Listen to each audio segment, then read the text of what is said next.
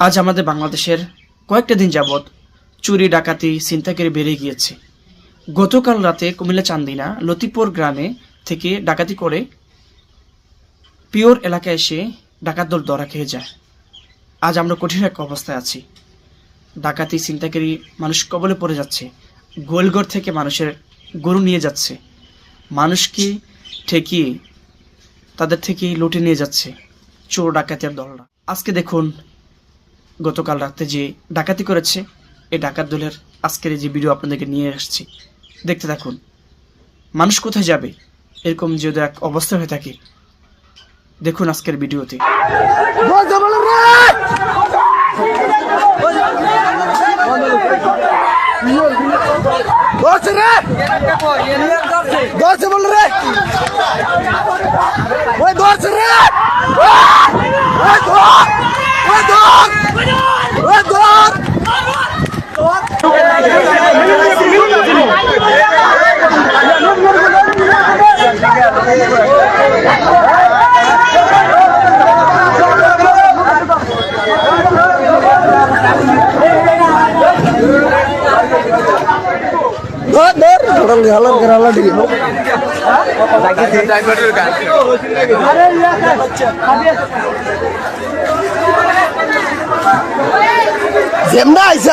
জীবন মরণ ত্যাগ করে বাইতে পারিস।